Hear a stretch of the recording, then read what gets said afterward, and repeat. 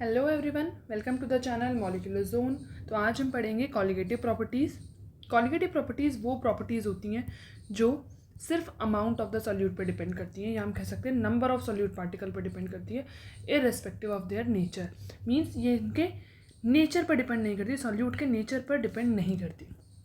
So properties which depend upon number of solute particle irrespective of their nature. तो what does it mean? इसका मतलब है कि suppose मैंने एक सोल्यूशन के अंदर दो ए के पार्टिकल्स ले लिए, एक सोल्यूशन के अंदर मैंने दो बी के पार्टिकल ले लिए।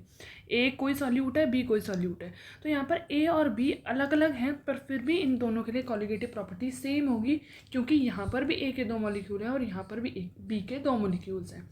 तो हम ये कह सकते हैं कि कॉलिगेटिव प्रॉपर्टी सिर्फ नंबर ऑफ सॉल्यूट पार्टिकल पर डिपेंड करती हैं, या हम कह सकते हैं कि अमाउंट पर डिपेंड करती हैं, नेचर पर डिपेंड नहीं करती हैं। सो आई होप आपको एक बेसिक कॉन्सेप्ट समझ आ गया होगा कॉलिगेटिव प्रॉपर्टी का। अब इस चैप्टर में हमें 4 तरह की कॉलिगेटिव प्रॉपर्टीज़ पढ़नी है।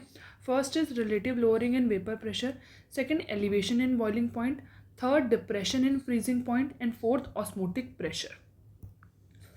तो शुरू करते हैं पहली colligative property, relative lowering in vapour pressure. तो relative lowering in vapour pressure, पहले हम ये समझेंगे ये कॉलिगेटिव प्रॉपर्टी है क्यों। क्योंकि कॉलिगेटिव प्रॉपर्टी हमने देख लिया कि जो अमाउंट पर डिपेंड करती है। तो सपोज मैंने एक कंटेनर लिया जिसको मैंने क्लोज कर दिया, क्लोज करना है, और अंदर सपोज मेरे पास सॉल्यूशन प्रेजेंट है। सॉल्यूशन के अंदर ए और बी दो कंपोनेंट्स हैं। ए आपका सॉल्वेंट है जो कि वॉलेटाइल है, और बी आपका सॉल्यूट है जो कि नॉन वॉलेटाइल है।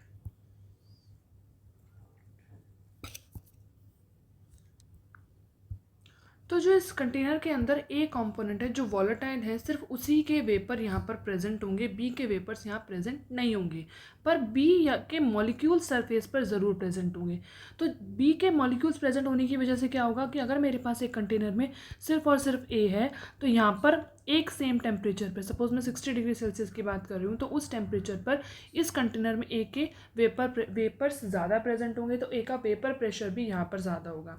यहाँ पर ए उतना ही है, पर ए के साथ अब बी भी आ गया, तो अब जो सरफेस के मॉलिक्यूल्स वेपर में कन्वर्ट हो रहे थे, अब वो आधे मॉलिक्यूल कन्वर्ट हो रहे हैं, क्योंकि आधे तो वेपर में कन्वर्ट हो ही नहीं सकते। तो वो क्या कर रहे हैं, वेपर प्रेशर को कम कर रहे हैं। तो जितना मैं यहाँ पर बी का अमाउंट बढ़ाऊंगी, B is the non volatile solute, उतना मेरे वेपर प्रेशर में कमी आएगी। तो वेपर प्रेशर का डिक्रीज होना या लोअरिंग इन वेपर प्रेशर होना, मैं कह सकती हूँ वो किस चीज़ पे डिपेंड करता है, अमाउंट ऑफ सॉल्यूट पे डिपेंड करता है। अब कॉलिगेटिव प्रॉपर्टी है रिलेटिव लोअरिंग। तो जो वेपर प्रेशर डिक्रीज हुआ है वो किसके कंपैरिजन में डिक्रीज हुआ है, वो हुआ है पहले वाले के कंपैरिजन में। तो इसलिए पूरा जो कॉलिगेटिव प्रॉपर्टी है वो है relative lowering in vapour pressure. तो वेपर प्रेशर डिक्रीज होगा on increasing amount of solute, और ये वेपर प्रेशर किसके कंपैरिजन में डिक्रीज होगा, पहला वाला जो सॉल्वेंट था, जब खाली सॉल्वेंट था उसके कंपैरिजन में। अब जब ए के साथ बी भी आ गया, तो अब जो वेपर प्रेशर आया है, ये वेपर प्रेशर में डिक्रीज आया इसके कंपैरिजन में। तो इसलिए relative lowering in vapour pressure हमारी कॉलिगेटिव प्रॉपर्टी है। आगे बढ़ते हैं। On increasing the amount of solute there will be decrease in vapour pressure. ये हम समझ गए, अमाउंट ऑफ सॉल्यूट बढ़ाओगे, क्योंकि ये नॉन वॉलेटाइल सॉल्यूट हम कंसिडर करके चलते हैं, तो इस ये वेपर में कोई भी कंट्रीब्यूशन नहीं देगा, तो वेपर प्रेशर हमेशा डिक्रीज होगा। तो लोअरिंग इन वेपर प्रेशर को मैं रिप्रेजेंट कर सकती हूँ डेल पी ए से। डेल कोई भी चेंज मेरे को रिप्रेजेंट करना होता है तो हम डेल से रिप्रेजेंट करते हैं। तो del P A is the lowering in vapour pressure, जो किसके बराबर होगी, पी नॉट ए, जो पहले सिर्फ प्योर कंपोनेंट, जब हमारे सोल्यूशन के अंदर सॉल्वेंट सिर्फ सॉल्वेंट था, सॉल्यूट नहीं था, ए प्रेजेंट था सिर्फ, तो उसके केस में जो वेपर प्रेशर होगा वो होगा प्योर कंपोनेंट का, दैट इज पी नॉट ए। और अब अगर मैंने ए के साथ बी मिक्स कर दिया, तो यहाँ पर जो ए का प्रेशर होगा that will be P A. तो डेल पी क्या हो जाएगा, P naught A minus P A, क्योंकि P naught A P A से बड़ा है। पहले वाला वेपर प्रेशर ज़्यादा था, अब वाला वेपर प्रेशर कम है। Now relative lowering in vapour pressure क्या होगा, ये लोअरिंग इन वेपर प्रेशर है। रिलेटिव मतलब कि किससे रिलेशन में देख रही हूँ, तो जिससे रिलेशन देखूंगी उसको नीचे डिवाइड करूंगी। रिलेशन देख रही हूँ पहले वाले वेपर प्रेशर से, पहले वाला वेपर प्रेशर था प्योर कंपोनेंट का वेपर प्रेशर। तो del P A divided by P naught A is the relative lowering in vapour pressure. इसको फर्दर हम इक्वल्स टू लिख सकते हैं। डेल पी ए को खोल के लिखेंगे तो P naught A minus P A divided by P naught ए। इस पी ए को अकॉर्डिंग टू राउल्ट्स लॉ मैं लिख सकती हूँ this P A equals to P naught A chi A. तो यहाँ मैंने ये लिखा, पी नॉट ए यहाँ से कॉमन आ जाएगा, ऊपर से नीचे पी नॉट ए कैंसिल आउट हो जाएगा, तो यहाँ पर बचेगा 1 माइनस काई ए, और 1 माइनस काई ए को मैं लिख सकती हूँ काई बी, क्योंकि हमने ये चीज़ पहले पढ़ी हुई है कि दोनों मोल फ्रैक्शन का सम, दोनों कॉम्पोनेंट के मोल फ्रैक्शन का सम हमेशा 1 होगा। तो जो ये relative lowering in vapour pressure है वो किसके बराबर आ गई, जो नॉन वोलेटाइल सॉल्यूट है उसके मोल फ्रैक्शन के बराबर आ गई। मतलब कि जितना ज़्यादा आप इसको करोगे, जितना ज़्यादा mole fraction non volatile solute का बढ़ाओगे, उतनी ज़्यादा relative lowering in vapour pressure होगी। जितना कम करोगे उतनी कम लोअरिंग आएगी। इसको हम फर्दर रिप्रेजेंट कर सकते हैं। फर्दर हम किससे रिलेट कर सकते हैं, ये हमने रिलेशन देख लिया जो नॉन वोलेटाइल सॉल्यूट है उसके मोल फ्रैक्शन के साथ। हम मोलर मास के साथ भी रिलेशन देख सकते हैं। तो इस मोल फ्रैक्शन को हम फर्दर खोल के लिखेंगे इसका फॉर्मूला। तो मोल फ्रैक्शन क्या होता है, number of moles of that component divided by total number of moles. तो this is the mole fraction of B component. तो ऊपर आ जाएंगे number of moles of component B divided by total number of moles, means A के number of mole और B के number of mole. फिर जो ए के और बी के नंबर ऑफ मोल्स है उनका जो सम है वो अप्रॉक्सीमेटली ए के बराबर कब होगा, जब बी के नंबर ऑफ मोल्स बहुत बहुत ज़्यादा कम है। तो हम इनको नेग्लिजिबल मान लेंगे और इन दोनों का टोटल का सम मैं एन ए के बराबर ही ले लूँगी। तो फॉर्मूला मेरा ये बन जाएगा del P A divided by P naught A equals to N B by N A. N is number of moles. तो नंबर ऑफ मोल्स को हम फर्दर खोल के लिख सकते हैं। नंबर ऑफ मोल्स क्या होता है, given mass by molar mass. तो एन बी होगा W B by M B और एन ए हो जाएगा W A by M A. तो यहाँ पर मैं एन बी को मैंने लिख दिया W B by M B, N A को लिख दिया W A by M A, जो होगा वो ऊपर की तरफ चला जाएगा, ये यहाँ पर आ गया। तो मेरा फाइनल फॉर्मूला ये बन गया। इस फॉर्मूले में मैं रिलेट कर सकती हूँ कि lowering in relative lowering vapour pressure किसके इन्वर्सली प्रोपोर्शनल है, मोलर मास के इन्वर्सली प्रोपोर्शनल है। जितनी भी कॉलिगेटिव प्रॉपर्टीज़ होंगी वो सारी कॉलिगेटिव प्रॉपर्टी सॉल्यूट के मोलर मास के हमेशा इन्वर्सली प्रोपोर्शनल मिलेंगी। मींस जो सॉल्यूट हम डाल रहे हैं उसका मोलर मास अगर ज़्यादा है तो कम लोअरिंग इन वेपर प्रेशर होगी, अगर मोलर मास कम है तो ज़्यादा लोअरिंग इन वेपर प्रेशर होगी। सारी कॉलिगेटिव प्रॉपर्टीज़ हमेशा इन्वर्सली प्रोपोर्शनल वैरी करती हैं मोलर मास ऑफ सॉल्यूट के साथ। तो this is all about the relative lowering in vapour pressure. So let's do some questions of this colligative property. पहला question है calculate the mass of non volatile solute. Non volatile solute हमेशा मैंने आपको ये चीज़ बताई है कि सॉल्यूशन चैप्टर के अंदर या पूरी केमिस्ट्री के अंदर कहीं पर भी सोल्यूट आएगा तो सोल्यूट को मान के चलना है बी। तो बी का मास कैलकुलेट करना है, मतलब कि डब्ल्यू बी आपको कैलकुलेट करना है। आगे चलते हैं। मोलर मास इसका गिवन है। मोलर मास मतलब एम बी आपको गिवन है, M B is 40 grams per mole which should be dissolve in 114 gram octane. इसको इसके अंदर डिजॉल्व किया गया है। तो ये 114 ग्राम क्या है, सॉल्वेंट का मास है। तो डब्ल्यू ए आपको गिवन है that is 114 gram. To reduce its vapour pressure to 80%। अगर मैं इतना नॉन वोलेटाइल, कितना मैं नॉन वोलेटाइल सोल्यूट डालूँ जिसका मोलर मास 40 ग्राम है, उसको मैं 114 ग्राम ऑक्टेन के अंदर डिज़ोल्व करूं तो जो वेपर प्रेशर है वो 80% तक रिड्यूस हो जाना चाहिए। तो सपोज़ हम ये सपोज़ कर लेते हैं कि स्टार्टिंग में जो वेपर प्रेशर था सपोज़ वो 100 था। अब ये क्या कहा गया है क्वेश्चन में कि इतना मोलर मास का कोई सोल्यूट मैं डालूंगी 114 ग्राम ऑक्टेन के अंदर तो वेपर प्रेशर 80% तक रिड्यूस हो जाएगा। मतलब कि पहले 100 था, अब कितना हो जाएगा 80। तो चेंज कितना आया, चेंज आ गया 20 का चेंज आ गया। तो this is the delta P, this is P A not starting में जो था, and this is P A. ये डालने के बाद आया, ये पहले स्टार्टिंग में था, दिस इज द चेंज। अब मैं फॉर्मूला लगाऊंगी, formula is delta P A divided by P naught equals to chi B, molar mass, वो mole fraction of non volatile solute. तो डेल पी है मेरा 20, पी नॉट है मेरा 100 इक्वल्स टू, इसको मैं लिख सकती हूँ number of moles divided by total number of moles. यहाँ पर आ जाएगा 0.2 equals to number of moles of solute. अब ये फाइंड आउट करना है। तो number of moles of solute के लिए मैं फर्दर इसको लिख सकती हूँ number of moles of solute divided by, इन दोनों को अप्रॉक्सीमेट करके एन ए लिखा जा सकता है। अगर मैंने इन दोनों को अप्रॉक्सीमेट करके एन ए लिख दिया तो यहाँ पर मैं एन ए लिख सकती हूँ। आगे further number of moles of B को हम फर्दर कैलकुलेट करेंगे तो given mass by molar mass multiply इसको भी ऐसे लिखेंगे given mass by molar mass, तो वो मोलर मास ऊपर की तरफ चला जाएगा। अब सारी वैल्यूज़ को यहाँ हम पुट कर देंगे। तो 0.2 इक्वल्स टू गिवन मास तो हमें फाइंड आउट ही करना था, सॉल्यूट का मास ही तो फाइंड आउट करना था। मोलर मास आपको गिवन है that is 40 gram, multiply given mass of solvent वो 114 ग्राम आपको दे रखा है। मोलर मास आपको फाइंड आउट करना है, आपको फॉर्मूला दे रखा है। ऑक्टेन का क्या फॉर्मूला होता है? Octane is C8H18। तो ये आएगा इसका मोलर मास, एक कार्बन का 12 इंटू 8, 12 अट्ठे 96 प्लस 18, 96 प्लस 18, 8 और 6 14, 9 10 11, इतने ग्राम मास आ जाएगा। 114 ग्राम ही इसका मोलर मास है, ऊपर रख दिया तो सिंपल है, इससे ये कैंसिल आउट हो जाएगा। WB आ जाएगा आपका 8 ग्राम।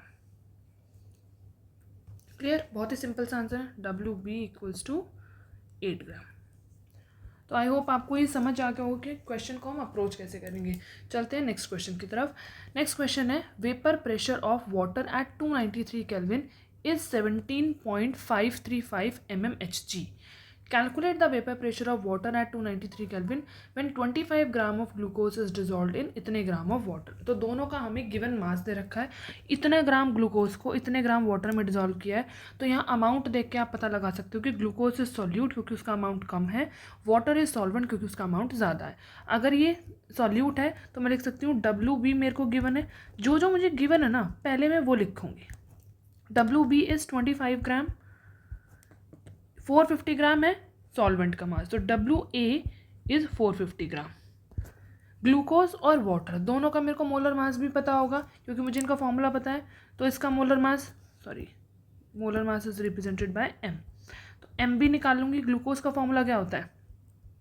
C6H12O6। इसका फॉर्मूला निकालूंगी तो मेरे पास मास आएगा 180 ग्राम। आप करके देखिएगा, इसका मोलर मास हमारे पास 180 ग्राम आता है। मोलर मास ऑफ सॉल्वेंट, उसका फॉर्मूला क्या है? वाटर है तो वाटर का फॉर्मूला H2O, ये आ जाएगा 18 ग्राम। गिवन मास भी हो गया, मोलर मास सबका हो गया।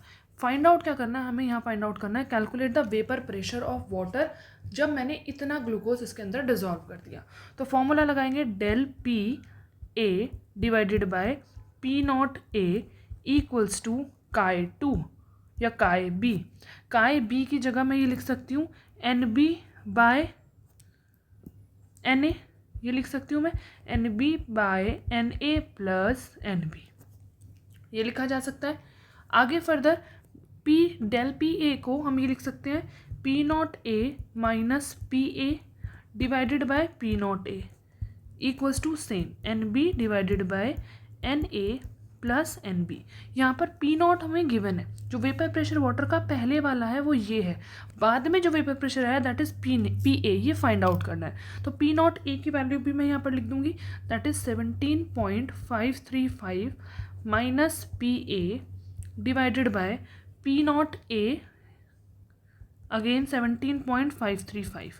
यहाँ पर नंबर ऑफ मोल्स को मैं गिवन मास बाय मोलर मास में कन्वर्ट कर सकती हूँ। सारी जगह मैं यही कर दूंगी कि NB is given mass by molar mass divided by NA given mass by molar mass plus given mass by molar मास। अब यहाँ पर देखो मैंने नेग्लेक्ट नहीं करा क्योंकि 25 ग्राम जो है ग्लूकोज का वो नेग्लेक्ट करने लायक नहीं है। 25 ग्राम डिवाइडेड बाय 180 नेग्लेक्ट करने लायक नहीं है। हम एक बार कैलकुलेट करके देख लेंगे, अगर कैलकुलेट करने के बाद जो number of moles of glucose हैं वो बहुत ही कम आते हैं in comparison of number of moles of water, तब हम नेग्लेक्ट कर सकते हैं। अगर वो एक सिग्निफिकेंट वैल्यू आती है तो हम नेग्लेक्ट नहीं करेंगे। अब कौन सी सिग्निफिकेंट वैल्यू होगी कौन सी नहीं, तो आप ये ध्यान रखिएगा, अगर 0.01 या उससे बड़े जितने भी नंबर ऑफ मोल्स आते हैं तो वो सारे सिग्निफिकेंट होंगे। अगर 0.01 से कम मोल्स आते हैं तो वो सिग्निफिकेंट नहीं होंगे, उनको आप निगलेक्ट कर सकते हो। तो सिमिलरली हमारे पास WB है, MB है, WA है, MA है, सारी वैल्यूज़ को यहाँ पुट करेंगे और PA की वैल्यू को फाइंड आउट करेंगे। तो ऑन कैलकुलेटिंग, तो कैलकुलेशन करने पे जो भी आपका आंसर आएगा आप प्लीज़ कमेंट सेक्शन में लिख के बताइएगा। Let's move further. Second qualitative property is elevation in boiling point. Elevation in boiling point मैंने आपको बताया था कि vapour pressure related to boiling point. कैसे, इन्वर्सली रिलेटेड है। अब अगर हमारी colligative property relative lowering in vapour pressure हो सकती है, मतलब वेपर प्रेशर से रिलेट हो सकती है, तो बॉइलिंग पॉइंट वेपर प्रेशर से रिलेटेड है, तो बॉइलिंग पॉइंट में भी जो कुछ चेंज आएगा वो भी डिपेंड करेगा नंबर ऑफ सॉल्यूट पार्टिकल्स पे। तो नंबर ऑफ सॉल्यूट पार्टिकल पे अगर ये डिपेंड कर रहा है तो ये भी एक कॉलिगेटिव प्रॉपर्टी होगी। कैसे होगी? अगर मैं एक सॉल्यूशन ले लेती हूँ, उस सॉल्यूशन में मेरा एक वॉलेटाइल सॉल्वेंट है और बी नॉन वॉलेटाइल सॉल्यूट है, तो जब मैंने नॉन वॉलेटाइल सॉल्यूट का अमाउंट बढ़ाऊंगी तो मुझे पता है कि वेपर प्रेशर कम हो जाएगा, वेपर प्रेशर डिक्रीज हो जाएगा। वेपर प्रेशर डिक्रीज होने का मतलब क्या है कि अब इसको टाइम लगेगा कि अंदर का जो वेपर प्रेशर है वो बाहर एटमॉस्फेरिक प्रेशर के बराबर होने में इसको टाइम लगेगा। टाइम लगने का मतलब क्या है कि इसको और फर्दर हीटिंग रिक्वायर्ड होगी। फर्दर हीटिंग रिक्वायर्ड मीन्स और ज़्यादा टेम्परेचर चाहिए। तो पहले अगर ये 60 डिग्री पे या सपोज 70 डिग्री पे बॉईल हो जा रहा था, अब ये इतने पे बॉईल नहीं हो पाएगा, क्योंकि बॉईल कब होती है कोई चीज़? जब उसके कंटेनर का वेपर प्रेशर बाहर के एटमॉस्फेरिक प्रेशर के बराबर हो जाए। तो ये बराबर कब होगा? जब अंदर के वेपर्स जल्दी जल्दी बनेंगे। तो हमने जितना नॉन वोलेटाइल सॉल्यूट हम डालते जाएंगे उतने कम वेपर बनेंगे, तो जितने कम वेपर बनेंगे उतना लेट बाहर का जो एटमॉस्फेरिक प्रेशर है उसको वो इक्वल कर पाएंगे, और जितना लेट कर पाएंगे उतना ही बॉइलिंग पॉइंट बढ़ जाएगा। तो हम ये बोल सकते हैं कि on adding a non volatile solute vapour pressure घटेगा, जिसकी वजह से बॉइलिंग पॉइंट बढ़ जाएगा, और बॉइलिंग पॉइंट बढ़ जाएगा तो elevation in boiling point is a colligative property which depends upon the number of solute particle, or we can say amount of non volatile solute. So elevation in boiling point को भी हम इस तरह से delta T B से represent कर सकते हैं। टी इज़ टेम्परेचर, ये बॉइलिंग वाला टेम्परेचर है, तो T B is boiling point. Delta T B is change in boiling point. कौन कैसा चेंज है? एलिवेट हो रहा है, बढ़ रहा है, तो एलिवेशन इन बॉइलिंग पॉइंट को हम डेल्टा टी बी से रिप्रेजेंट करेंगे, जिसको हम लिख सकते हैं T B minus T B naught. T B क्या है? सॉल्यूशन का boiling point. T B naught है प्योर सॉल्वेंट का बॉइलिंग पॉइंट। तो जो प्योर सॉल्वेंट का बॉइलिंग पॉइंट था वो कम था, जल्दी उसमें वेपर्स बन जा रहे थे और वो वेपर प्रेशर जल्दी ही एटमॉस्फेरिक प्रेशर के बराबर हो गया था। पर सॉल्यूशन के अंदर नॉन वोलेटाइल सॉल्यूट प्रेजेंट होने की वजह से वेपर्स कम हो गए, वेपर प्रेशर कम हो गया, तो बॉइलिंग पॉइंट बढ़ गया। इसलिए टी बी आपका टी बी नॉट से ज़्यादा होगा, तो हमने डेल्टा टी बी को लिखा है T B minus T B naught. अब ये ऑब्जर्व किया गया कि जो डेल्टा टी बी है वो डायरेक्टली प्रोपोर्शनल है एम के। हमने क्या पढ़ा कि जो भी कॉलिगेटिव प्रॉपर्टी है वो किससे डायरेक्टली प्रोपोर्शनल रहेंगी? नंबर ऑफ सॉल्यूट पार्टिकल से या अमाउंट से। तो अमाउंट को हम मोलैरिटी, मोलैलिटी, मोल फ्रैक्शन किसी से भी रिप्रेजेंट कर सकते हैं। तो हर कॉलिगेटिव प्रॉपर्टी के लिए वो अलग अलग है। यहाँ पर जो elevation in boiling point colligative property है ये डायरेक्टली प्रोपोर्शनल होता है एम के, मोलालिटी के, जो सॉल्यूशन की मोलालिटी है उसके डायरेक्टली प्रोपोर्शनल है। हम यहाँ से प्रोपोर्शनलिटी का साइन हटाएंगे तो एक कांस्टेंट लगाएंगे, that is K B. This K B is known as ebullioscopic constant और molal elevation constant, and M is the molality. तो delta T B will be equal to K B. इस molality का formula हम खोल के लिखेंगे। यहाँ पर मोलालिटी क्या होती है? Number of moles of solute. Number of moles of solute का मैं लिख सकती हूँ एन बी डिवाइडेड बाय होता है मास of solvent in KG. Mass of solvent is W A. अगर ये केजी में है तो ठीक है, अगर ये ग्राम्स में है तो हम ऊपर 1000 से मल्टीप्लाई करते हैं। तो ये सेम ही चीज़ यहाँ पर लिखी गई है, बस इस एन बी को हटाकर क्या कर दिया? Given mass by molar mass लगा दिया। तो यही फॉर्मूला बन गया, W B divided by M B, this is number of moles, ये मास ऑफ सॉल्वेंट, और ऊपर 1000 से मल्टीप्लाई किया है क्योंकि ये आपका ग्राम में अगर होगा, और के बी ये कांस्टेंट एज इट इज आ गया। तो ये फॉर्मूला बन गया। यहाँ पर भी आप देख सकते हो कि जो ये कॉलिगेटिव प्रॉपर्टी है elevation in boiling point, this is inversely proportional to the molar mass of solute. हमेशा ये इनवर्सली प्रोपोर्शनल ही रहेगी। तो हम कह सकते हैं कि elevation in boiling point is directly proportional to molar concentration of solute. तो इसीलिए it is a colligative property, क्योंकि ये अमाउंट ऑफ सॉल्यूट पर डिपेंड कर रही है। चलिए नेक्स्ट आगे चलते हैं, क्वेश्चन करते हैं इससे रिलेटेड। तो क्वेश्चन में कहा है कि 18 ग्राम ऑफ ग्लूकोज C6H12O6 फॉर्मूला भी दिया हुआ है, इसको डिजोल्व किया है 1 kg ऑफ वाटर के अंदर सॉस पैन में। तो कितने टेम्परेचर पे वाटर बॉयल होगा? एट 1.013 बार। के बी गिवन है, यहाँ पर के बी गिवन है, पर आपको हमेशा याद रखना है वाटर के लिए के बी, और आगे हम नेक्स्ट कॉलिगेटिव प्रॉपर्टी के लिए पढ़ेंगे तो वाटर के लिए के एफ भी याद रखना है। तो यहाँ पर हम सबसे पहले तो फॉर्मूला लिखेंगे delta T B is equals to K B dot M. हमें फाइंड आउट करना है कितने टेम्परेचर पे वाटर बॉईल होगा जब मैंने इतना ग्राम ऑफ ग्लूकोज और इतने ग्राम ऑफ पानी के अंदर डाल दिया। मतलब कि हमें टीबी कैलकुलेट करना है और टीबी नॉट हमें पता होना चाहिए। टीबी नॉट क्या है? Boiling point of pure water. तो ये हमें पता होना चाहिए, दैट इज़ 100 डिग्री सेल्सियस। हमेशा ये चीज़ याद रखनी है कि हमेशा हम टीबी और टीबी नॉट को केल्विन में लेंगे, डिग्री सेल्सियस में नहीं लेंगे, क्योंकि केबी की जो वैल्यू आती है ना उसके अंदर टेम्परेचर केल्विन में प्रेजेंट होता है। तो अगर आप डिग्री सेल्सियस में लोगे और यहाँ केल्विन में है तो आंसर गलत हो जाएगा। तो इसको आप 100 को प्लस करोगे 273.15 से, तो 373.15 केल्विन आपका आंसर आएगा। That will B TB naught और आपको टीबी फाइंड आउट करना है। तो डेल्टा टीबी की जगह मैं लिख सकती हूँ TB minus TB naught equals to KB मुझे गिवन है। मोलालिटी की जगह मैं इसका फॉर्मूला लिख सकती हूँ number of moles divided by mass of solvent और ऊपर 1000 से मल्टीप्लाई कर दूंगी। अब नंबर ऑफ मोल्स को भी मैं फर्दर खोल के लिखूंगी तो given mass by molar mass, तो एन बी की जगह मैं लिख सकती हूँ W B divided by M B multiplication. अब देखो मेरे पास क्या क्या गिवन है।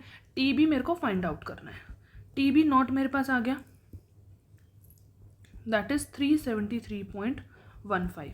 के बी गिवन है 0.52 multiply W B is the given mass of solute, वो क्या है 18, ये भी गिवन है, multiply 1000 divided by given mass of solvent. अब अगर given mass of solvent KG में है तो ऊपर 1000 से मल्टीप्लाई नहीं करेंगे, तो इस 1000 को हटा देते हैं,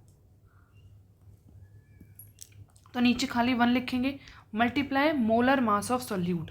ग्लूकोज का मोलर मास अभी इससे पहले वाले क्वेश्चन में हमने फाइंड आउट किया था 180 होता है। तो सिंपल बस यहाँ से आप कैलकुलेट करोगे टीबी की वैल्यू। यहाँ 18 से ये कटा, ये 10 आ गया, ये ऊपर हो गया 0.052 और ये माइनस का इधर जाके प्लस में हो जाएगा 373.15। तो TB will be equal to 373.202 kelvin. तो हम यहाँ पर देख सकते हैं कि प्योर कंपोनेंट का क्या था, इतना था, और जब मैंने सॉल्यूट डाल दिया तो ये इससे थोड़ा सा बढ़ के आया है। तो हमने कॉलिगेटिव प्रॉपर्टी को भी वेरीफाई कर लिया कि ये हमेशा सॉल्यूट डालने पर बढ़ती है, और आंसर भी हमारा आ गया। चलते हैं नेक्स्ट क्वेश्चन पे। नेक्स्ट क्वेश्चन में कहा गया boiling point of benzene is 353.23 kelvin. तो बॉइलिंग पॉइंट मतलब कि टीबी नॉट दे रखा है 353.23 केल्विन। जब मैंने 1.8 gram of non volatile solute को डाल दिया 90 ग्राम ऑफ बेंजीन में, मतलब ये सॉल्यूट का मास है, that is W B is 1.8 gram, और बेंजीन है, सॉल्यूट क्या है हमारा, बेंजीन है। तो मैं इसका मोलर मास भी फाइंड आउट कर सकती हूँ। बेंजीन का फॉर्मूला क्या होता है, C6H6, तो उसका मोलर मास हो जाएगा 78 ग्राम्स।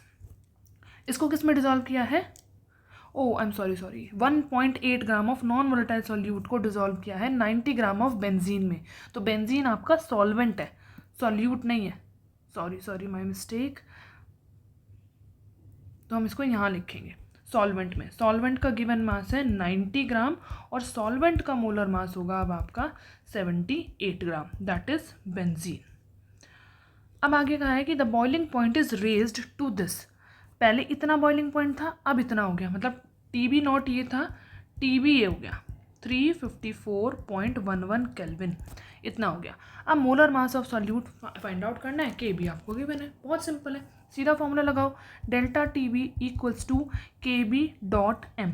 एम की जगह मैं लिख सकती हूँ direct formula given mass of solute divided by molar mass of solute, नीचे मल्टीप्लाई में given mass of solvent, if it is in KG तो ऊपर 1000 से मल्टीप्लाई नहीं करेंगे, बट यहाँ पर ये ग्राम्स में है तो हम ऊपर 1000 से मल्टीप्लाई करेंगे। डेल्टा टीबी को लिख सकती हूँ मैं TB minus TB not, that is ये माइनस ये, इक्वल्स टू के बी की वैल्यू गिवन है 2.53, डब्ल्यू बी गिवन है 1.8 मल्टीप्लाई 1000, एम बी हमने निकाल लिया, एम बी नहीं निकाला, एम ए है हमारे पास, एम बी हमें क्वेश्चन में फाइंड आउट करना है, मोलर मास ऑफ सॉल्यूट यही हमें फाइंड आउट करना है। डब्ल्यू ए मेरे पास है 90 ग्राम, टी बी की जगह रखूँगी मैं 354.11 माइनस 353.23। यहाँ पर इस पॉइंट से यहाँ पर ये हटाऊँगी, 2 0 से 2 0 यहाँ कैंसिल, 9 इंटू 2, इस पॉइंट से ये हट जाएगा, ये आ जाएगा 25.3 multiply by 2 divided by molar मास। इस मोलर मास को यहाँ ले जाओ और ये जो है इसको कैलकुलेट करेंगे, ये आ जाएगा 2 3 जा 6, 2 5 जा 10, 2 2 जा 4 और 5, 50.6 डिवाइडेड बाय, इसको कैलकुलेट करेंगे, माइनस करेंगे तो आएगा 0.88। 50.6 को डिवाइड करना है 0.88 से, तो मेरा मोलर मास आ जाएगा, यहाँ पर ये पॉइंट लगाऊंगी, यहाँ ये हटाऊंगी, इसको डिवाइड करने के बाद आएगा 57.5 grams. So this is the molar mass of solute. तो आई होप आपको क्वेश्चंस को अप्रोच कैसे करते हैं ये आया होगा अच्छे से, दोनों कॉलिगेटिव प्रॉपर्टी अच्छे से आई होगी। So this is the part 1 of colligative property. Next part में हम बाकी की बची हुई दोनों कॉलिगेटिव प्रॉपर्टी को पढ़ेंगे। So thank you everyone. So do like, share and subscribe my channel and press the bell icon for more updates.